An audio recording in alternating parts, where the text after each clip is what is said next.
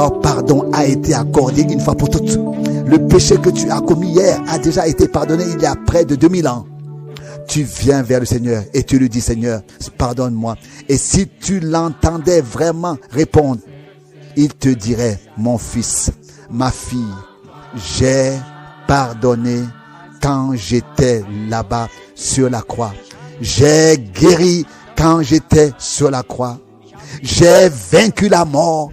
J'ai tout accompli quand j'étais là-bas, cloué à la croix. Quand j'ai pris ta place, j'ai porté ta faute, j'ai pris ton péché sur moi. Je suis mort alors que tu aurais dû mourir. J'ai pris ta place. Oh mon fils, ma fille, prends courage. Je suis mort pour que tu puisses vivre éternellement.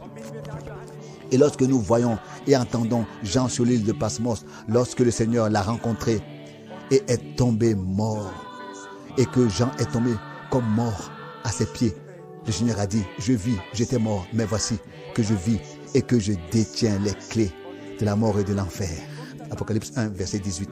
Comme c'est merveilleux de savoir que nous croyons en un sauveur, un rédempteur, qui a tout accompli.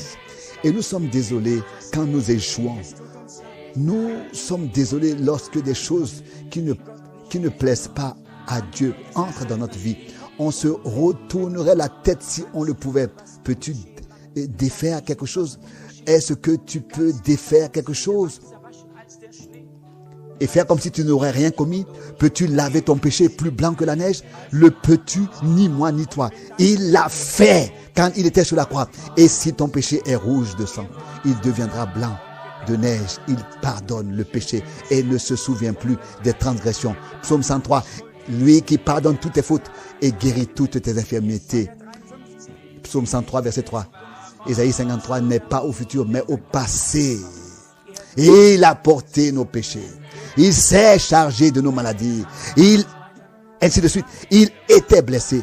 Et tout était déjà fait auprès de Dieu. Il y avait encore bien 800 ans avant que le Christ ne meure, lorsque l'Esprit du Seigneur parla par l'intermédiaire du prophète Ésaïe. Mais aux yeux de Dieu, la rédemption était déjà accomplie. Comment Paul voit-il l'Église? Il la voit devant le trône de Dieu dans la gloire, déjà sans tache et sans ride. Maintenant, je te demande, une telle Église sera-t-elle là ou ne sera-t-elle pas là? Sera-t-elle là-bas ou ne sera-t-elle pas là-bas? Elle sera là-bas. Amen et encore une fois, amen. Elle sera là-bas. Mais la question est de savoir si nous serons là, toi et moi. Pas si nous rafistolons et disons oui, ceci, cela, et c'est un peu ici, un peu là. Non, regarde une fois le Seigneur. Viens te reposer en ton Dieu. Repose-toi dans le repos en lui, dans l'œuvre de rédemption accomplie. Alors tu deviens joyeux, alors tu deviens heureux intérieurement. Et alors l'Esprit peut descendre. Et alors il tombe, il se répand, alors il remplit les croyants. Alors il n'y a plus de tiraillement, plus de cris, comme s'il fallait encore arracher quelque chose. Non. Faire descendre quelque chose. Non. Alors, nous pouvons dire, comme Étienne, je vois les cieux ouverts. Lorsque Jésus a été plongé, a été baptisé, il s'est ouvert. Le ciel s'est ouvert. Le ciel s'est ouvert. Depuis lors, il est resté ouvert pour toi et pour moi. Vous savez que le rideau du temple s'est déchiré. Le chemin est ouvert pour toi et pour moi. Tu peux venir. Tu peux venir. Je peux venir. Mais nous ne serons jamais joyeux et heureux dans notre Seigneur que lorsque nous aurons reconnu la pleine rédemption en Jésus-Christ accomplie, notre Seigneur, et que nous l'aurons accepté par la foi pour notre vie. Je vous le dis, même les plus grands prophètes, les plus grands hommes de Dieu et tout le peuple de Dieu, tous comme nous le sommes ici, auront besoin de dire à nouveau chaque jour, Seigneur, si une parole, une pensée, un acte quelconque ne t'a pas été agréable, pardonne-le-moi. Et encore, si nous pouvions l'entendre, il dirait, mon fils, ma fille, quand je suis mort, je t'ai tout pardonné. Bénis l'homme à qui les péchés sont pardonnés, à qui la faute n'est pas imputée. Bénis l'enfant de Dieu. Certes, nous ne voulons pas enjoliver le péché. Nous ne voulons en aucun cas le préconiser. Au contraire, nous souhaitons le jour et l'heure où Dieu voudrait nous placer au-dessus de tout. Que préférerions-nous? Mais devrions-nous, si nous avons échoué, si nous avons eu trop de manquements, si nous avons eu des manquements, voulons-nous abandonner? Non. Et encore une fois, non. Nous avançons dans la foi avec notre Seigneur, car nous savons en qui nous croyons. Nous savons qu'il est fidèle et qu'il tiendra sa promesse dans ta vie et dans la mienne. Il a donné à ses disciples les dernières missions. Nous vivons dans les derniers temps et nous savons que le dernier mandat dans l'Église est en train d'être exécuté et que les dernières promesses sont en train de s'accomplir. Dieu a envoyé son serviteur et prophète avant que ce grand jour du Seigneur n'arrive. Pour les uns, le glorieux jour, pour les autres, le jour terrible. Pour les uns, le matin, pour les autres, la nuit.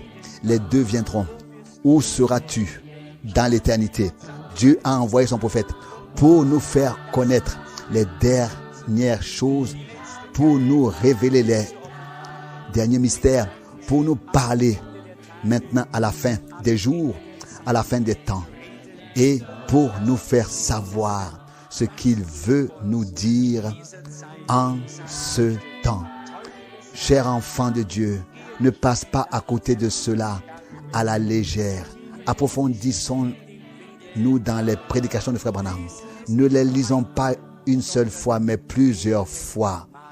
Et vous verrez que plus nous nous approchons du but, plus elles deviennent importantes pour nous. Plus elles nous parlent, plus nous comprenons clairement ce dont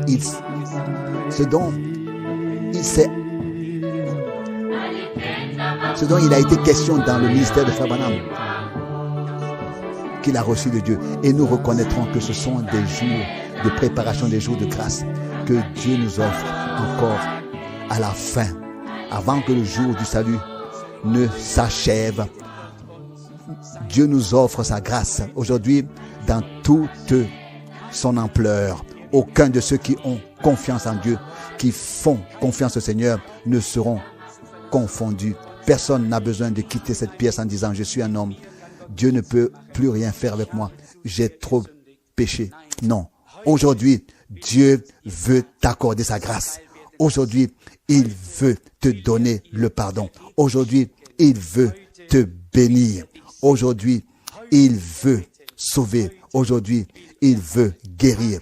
Ah, si le Seigneur pouvait vraiment me placer ainsi que nous tous sur un terrain plus élevé, si le ciel sur terre pouvait être dans les assemblées des croyants, si nous étions sous un ciel ouvert et si la bénédiction pouvait descendre et le Saint-Esprit être répandu.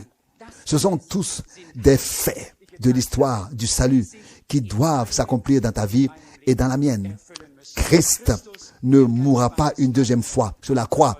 Il est mort une fois pour toutes. Il a payé le prix. Toi et moi, nous sommes rachetés. Il est ressuscité. Il est vivant. Il a vaincu. Il a triomphé. Pas seulement pour lui ou pour lui-même, mais pour toi et pour moi. Nous aussi, nous pouvons chanter. Jésus est vivant et moi aussi avec lui. Mort où sont maintenant tes terreurs? Il est vivant et il me ressuscitera aussi d'entre les morts. La grâce est encore la grâce. Dans l'Ancien Testament, la loi et le jugement. Dans le Nouveau Testament, la grâce et le salut. Accepte-le. La condamnation de Dieu m'a frappé durement, ainsi que nous tous. Mais son salut, son pardon et sa grâce nous ont frappé d'autant plus fort que nous pouvons accepter ce don par la foi. Fais-le aujourd'hui, fais-le dans la foi, pleinement, comme Dieu te l'a offert, comme il te l'a présenté. Et tu deviendras un enfant de Dieu joyeux. Et tu sentiras que le ciel est ouvert, que la bénédiction coule puissamment. Loué et exalté soit son merveilleux et saint nom. Amen. Levons-nous et prions. Je sais que personne ne pêche volontairement, mais je sais que par désespoir ou dans certaines circonstances, il se passe des choses que les autres ne peuvent pas comprendre. Nous ne sommes pas ici aujourd'hui pour nous juger les uns les autres. Nous sommes ici aujourd'hui pour laisser le jugement divin s'exercer sur nous. Et pas seulement le jugement, mais aussi l'acquittement. Mais l'acquittement ne signifie rien pour une personne qui est en liberté. Mais si quelqu'un a été jeté en prison, condamné, emprisonné à vie, et que soudain l'acquittement est prononcé, un tel homme sait l'apprécier. Il sait en apporter la reconnaissance et ne l'oubliera plus jamais.